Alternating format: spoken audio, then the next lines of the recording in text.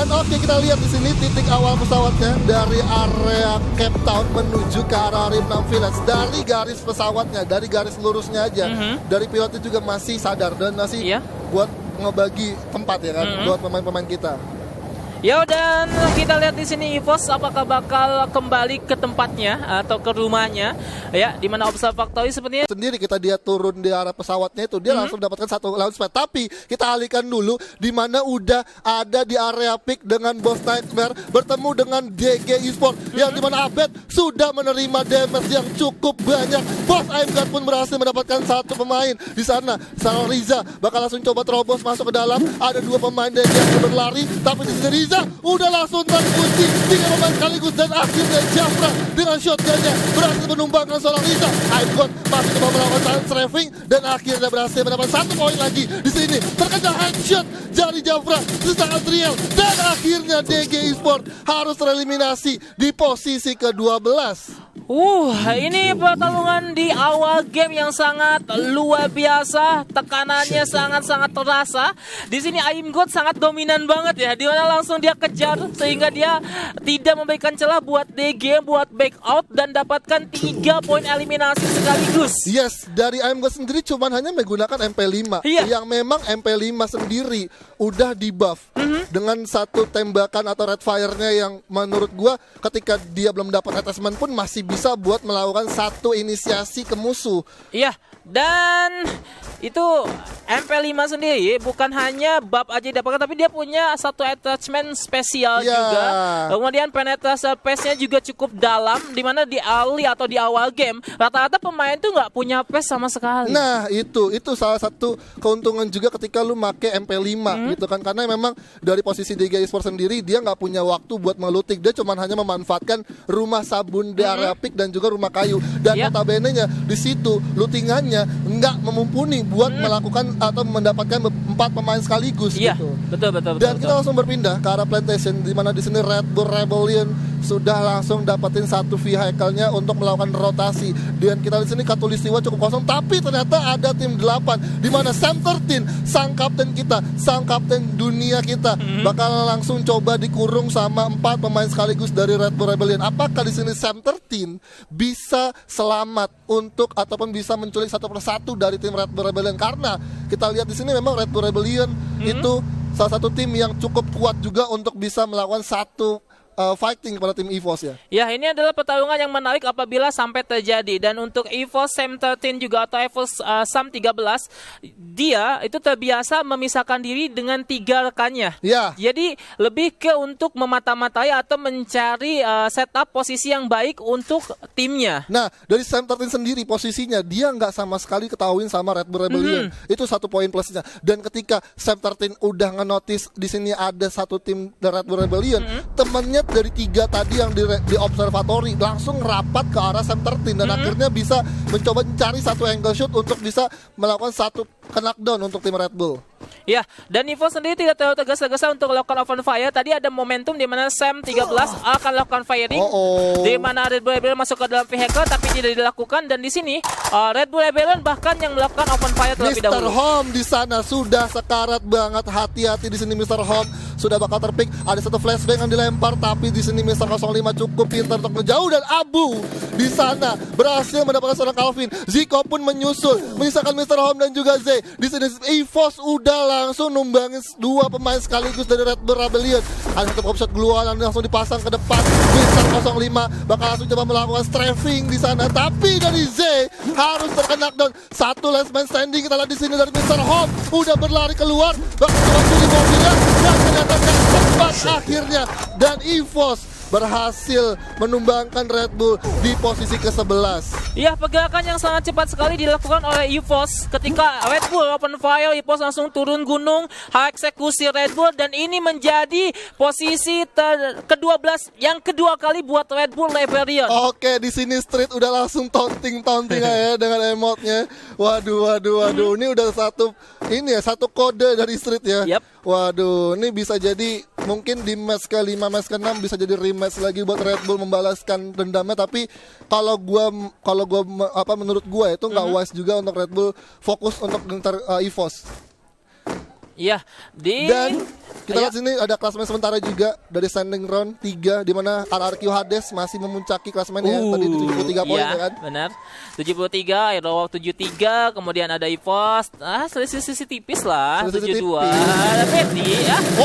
Di sana Bapak Free Fire kita atau Bapak IOG ya. Mungkin di sana sudah bakal langsung coba dipulangkan saja karena lobby Bion udah terkena headshot. 129.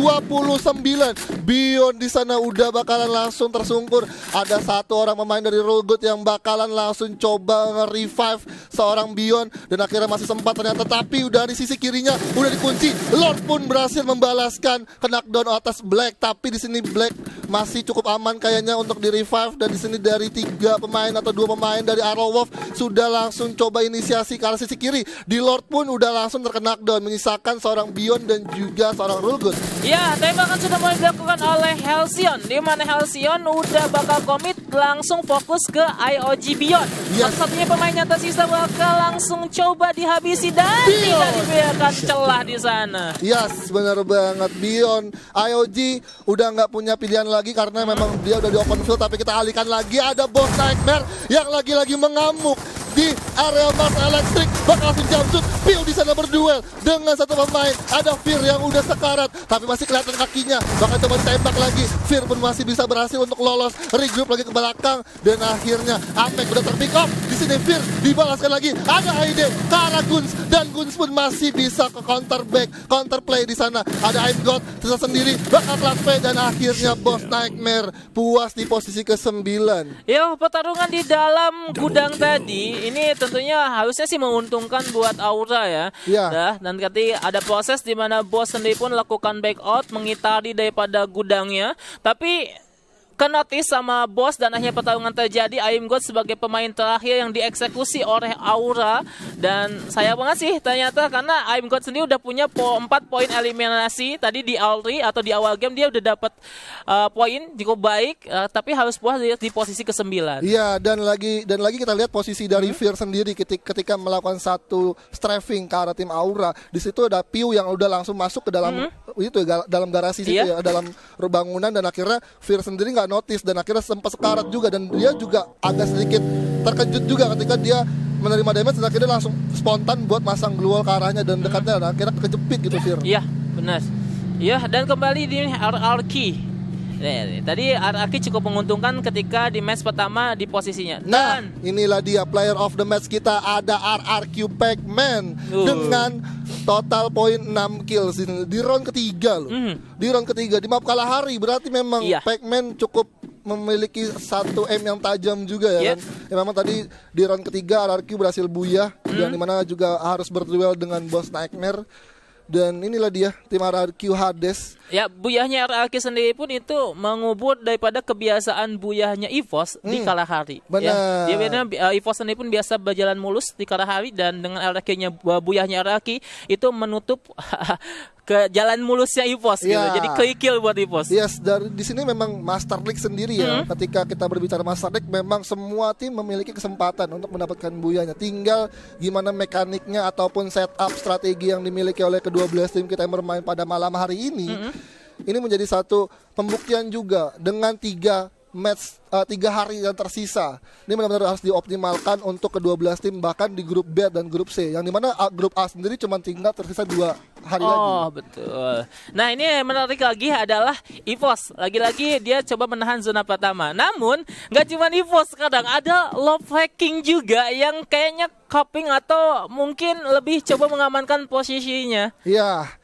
Di sini memang Lovre coba mengikuti alur pergerakan dari EVOS sendiri, memainkan di luar zona, dan memang di sini dari Lovre sendiri cuma hanya tinggal tersisa 2, Father dan juga J. Wah, ini kalau misalkan dari Lovre-nya bergerak ke arah EVOS ketemu di satu jalur, waduh, ini bakal sulit juga sih buat Lovre bisa lolos di ini ya, terkaman dari EVOS. Iya, karena EVOS sendiri pun masih dengan 4 pemain. Love dengan 2 pemain, mereka juga terhimpit oleh Circle. Jadi HP yang terkurangi bahkan jauh lebih cepat daripada mereka masuk ke dalam di dalam Circle. Nah, dan kita tadi lihat gue di sini agak sedikit ke distract ya sama Chanzu, ini tadi glue 10 lu bayar. Memang kekuatan Mr. Wagor kita, atau memang kita bisa bilang itu mirip kayak Aji. kayak Aji. Iya, karena kacamatanya tuh Oh. Iya, dia banyak dia miripan-miripannya di Free Fire memang ya. Iya. Waduh. Jadi nanti Aji Penguin dong. Aji Penguin, bukan Aji Spen ya. Bukan. Oke, dan kita lihat di sini dari tim Aura Esport udah ngantongin 4 kill dan bakalan langsung coba bergerak ke arah Pochinok, di mana di depannya udah ada tim DG. Ini antara DG Eternal atau DG Esport, kan tadi gua sempat nggak lihat sini nickname-nya. Iya, kayaknya Aura udah baca info zone Aura dan Mas zonanya tuh ada di Pochinok.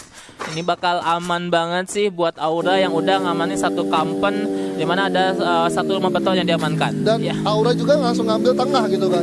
Aura langsung ngambil tengah. Jadi memang ketika dia udah dapat info zone, dia langsung coba ngamanin rumah beton. Dan memang Pochinok sendiri itu rumah beton selalu digandrungi atau emang selalu dihuni oleh pemain-pemain kita untuk bisa mendapatkan beberapa kill atas tim-tim yang masih di area pick. Tapi kita di sini Bigetron sudah langsung coba buka tembakan dan Lovre Kings sudah langsung terdengar dan langsung coba melakukan satu setup untuk bisa meluluhlantahkan tim Bigetron. Iya, fake granate coba dilemparkan oleh Lovre King ke arah Bigetron di sini. Yes, di sini Venom sudah bakal langsung coba jaga tangganya agar mobilitas dari Bigetron cukup bisa diatasi. Tapi kita di sini sudah ada firing juga, masih coba untuk membuat step agar Bigetron kebingungan di mana ke posisi Lovre sebenarnya. Dan dari Venom sudah bakal langsung coba inisiasi masuk. Ada setup granat juga dilemparkan satu buah granat, tapi nggak ada siapapun di sana. J pun udah megang satu baretanya, udah bakal langsung ready. Ada spam granat 2 yang bakal langsung coba dilepaskan, tapi Bigetron cukup cepat untuk berpindah ke arah kiri.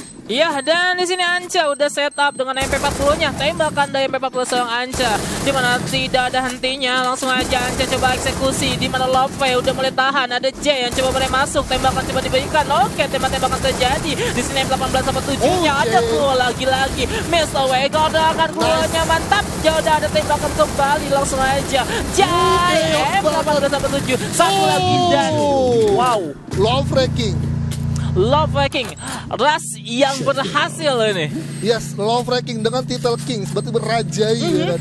Merajai rumah beton, tapi nggak semulus itu karena udah ada EVOS juga yang langsung datang ngegrabak rumah beton, di mana Abu sudah bakal langsung satu pop shot glual ke depan, di mana udah pegang double barrel juga. Kita di sini bakal reset terlebih dahulu, dan di sini Father masih coba menggulung-gulung medkitnya untuk bisa memenuhkan full health pointnya. Dan di sini Abu bakal coba ngancurin glual yang dipasang, dan Mister 05 terkena satu granat menyisakan 20 HP, tapi udah berhasil Sam 13 mendapatkan seorang Father. Street pun bakal langsung coba memorak-morandakan tim Lovre King. Bakal semua option glual juga. Ada dua pemain EVOS yang langsung terkena down, masih bisa diantisipasi. Misalkan seorang Street, satu pemain lagi, ada baretan dipegang oleh J, bakal langsung coba dilepaskan saja. Oke, masih coba untuk terus revive. Masih ada satu headshot yang didapatkan oleh J. Street pun berhasil langsung counterplay. Oh my god, EVOS Esport berhasil langsung ngeratain tim Lovre King. Sengit banget sih pertarungannya cuy. Glual kanan kiri, tadi proses 3 pemain EVOS udah terkena knockdown. Satu Street di sini menjadi satu-satunya penolong yang sangat luar biasa. Ini tuh kayak match, kalau kita kebalik tuh kayak match kedua ketika EVOS dengan IOG sih. Iya, bener banget. Memang Street menjadi kunci ketika memang 3 pemainnya Sam 13, Mr. 05 sama Abu itu terkena knockdown. Iya. Dan posisi tadi memang harusnya Lovre King sendiri itu udah tinggal enak natakin aja. Dimana tadi J sendiri udah megang baretanya, tapi nggak kena aimnya. Wah, sampai akhirnya 3 pemain dari Sam 13 sama Abu ke revive. Dan akhirnya di counter play. Wow, ini nih rumah paling berdarah sih. Rumah dimana tadi Bigetron lagi nge-hot, langsung di ras sama Lovre. Lovre berhasil nggak kehilangan satu pemain pun. Lovre udah mengakuisisi rumahnya, masuk EVOS. EVOS pun hajar, dibalas, nggak kekurangan satu pemain pun. Iya sih, perfect racing ini cuy. Udah nggak ada perfecto, man. Perfecto numero uno. Dan kita lihat sini dari RRQ Hades, Legalot sudah langsung coba fokus atau objektif masuk ke zona selanjutnya. Dan di mana di sini ada Aura yang tadinya memang kita lihat di awal di pertengahan zona kedua itu udah ngamanin central zona. Dan kita di sini Onyx Law sudah langsung dapetin seorang Rahmat. Fori pun juga tervonis terkena down di sana oleh Zexia, tapi masih bisa untuk melakukan revive karena masih ada satu blocking firing juga yang dimiliki oleh Onyx Ares untuk bisa nge-aim ke arah DG Eternal sendiri. Ya, Jixia coba mulai maju dengan glow yang dimilikinya. Perlahan-lahan tapi pasti ada Raven dari DG Eltana akan berhadapan dengan Onyx. Ya, Onyx udah santai aja sih halusnya. Namun ini ada proses di mana glow-nya udah ngalangin aja sih. Yes. Dan ini jadi satu PR juga buat Onyx Ares masuk ke zona selanjutnya karena di sini DG Eternal udah sampai di zona yang cukup dekat juga untuk masuk lebih leluasa juga. Dan di sini dari Onyx Ares tertahan oleh Fori yang coba untuk terus melakukan satu bait. Dan di sisi lain ada EVOS lagi yang berdua dengan Arrow of Pro Team di mana Mr. 05 udah bakal langsung coba lepas tembakan double barrelnya. Jans pun hampir saja terkena down, tapi Mr. 05 dibalaskan lagi dan akhirnya langsung dipulangkan ke lobby. Misalkan seorang Street pun bakal langsung duel dengan MP40. Hasil sedikit lagi, hampir saya terkena down. Oh, Street di sana juga harus terkena down. Misalkan seorang Abu akan ke Abu di sini save the day untuk EVOS, tapi enggak, masih bisa untuk terus dipertahankan posisinya di mana di sini Abu menjadi last man standing, masih bisa merevive seorang Street. Iya, dan ini lagi-lagi terulang di mana ketika terkena knockdown mereka nggak fokus sama pemain yang masih hidup, tapi lebih proses ke revive terlebih dahulu buat tambah power, dan pertarungan akan dilanjutkan dengan Edge yang sudah mulai terisi di sini. Lagi-lagi Jans dengan satu daripada pemain EVOS, satu lagi ada Street, lagi-lagi seorang Street. Komit baik sekali M18 7-nya Street memutar lagi, revive lagi. Dan ini lagi-lagi terulang. Ini luar biasa sih. Ada lagi tembakan dari seorang Street dengan dua pemain yang tersisa daripada EVOS. Pakai tembakan terjadi dan berbalik keadaannya di mana Arrow Pro Team pun harus kembali ke lobby. Yes, memang ya satu yang bisa kita ambil di sini EVOS memang sabar banget. Ketika temannya terkena down, dia coba menyelesaikan dulu fight-nya, sampai pada akhirnya ada satu pop shot global yang bisa menghalangi atau memblocking tembakan, dia langsung nge-revive. Dia nggak mau coba ambil resiko sendirian, dia bakal ngajak temennya untuk bangun lagi bisa ngehajar tim Arrowwolf. Dan di sini tadi Arrowwolf udah 3 pemainnya sekarat gitu kan, dan akhirnya cukup ada satu prediksi jumpsuit yang menurut gua pun juga itu nggak perlu sebenarnya. Iya, padahal tadi ada kemungkinan besar Arrowwolf bisa menang dengan 2 lawan 1, tapi keadaan berbalik menjadi 2 lawan 1 buat EVOS. Yes, dan kita lihat di sini 4 tim tersisa dengan 12 pemain yang masih hidup di zona sekecil ini. Cukup ramai sekali. Kita lihat di sini O'Connor sudah bakal langsung coba naik keamanin lantai 2 rumah kaya, dan udah ada EVOS Abu juga dan Street yang bakalan coba jaga sisi luarnya di sini. Ya, dan O'Connor sendiri dengan M1887-nya. Kemudian Aura yang masih tetap bertahan di rumah beton. Ini rumah yang agak riskan sih, karena rumah beton tuh bisa didekati dengan ban yang ada di rumah L depannya. Yoi, dan sudah terdengar suara firing di sana. Oh, di sini Abu udah kata nama O'Connor, tapi O'Connor belum bisa menumbangkan seorang Street. Dan di sini Pac-Man bakal coba regroup beberapa teman-temannya. Onyx Rusty Z bakal coba keluar dari rumah ayam, dan udah ada pasang duel yang cukup berapat banget, nggak bisa buat masuk ke selanjutnya karena Rusty udah berhasil mendapatkan candu di sana, dan Rusty pun harus terkena oleh zona, dan akhirnya Aura Esports yang menjadi tim yang terakhir juga untuk bisa mendapatkan buyanya di match keempat. Wow.